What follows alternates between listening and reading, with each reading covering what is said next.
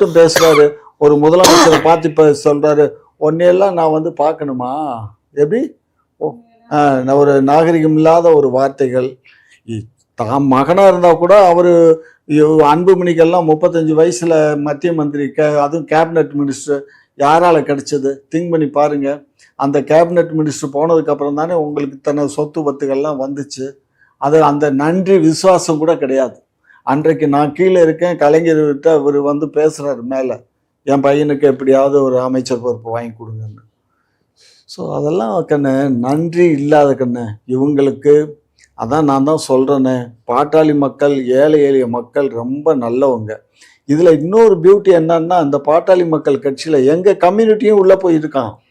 கிட்டத்தட்ட 25 விழுக்காடு வந்து எங்கள் கம்யூனிட்டி தான் இருக்கான். காரணம் என்னன்னா, கிராமப்புறங்கள்லாம் நாய்க்கர்னு சொல்கிறாங்கல்ல, அந்த நாய்க்கர்லாம் எங்கள் ஆளுக தான். வண்டியன் நாய்க்கரும் இருக்காங்க. ஆனால் பட் இதில் இருக்கிறது பூரா எங்கள் நாய்க்கர் தான் ஜாஸ்தி இருக்காங்க.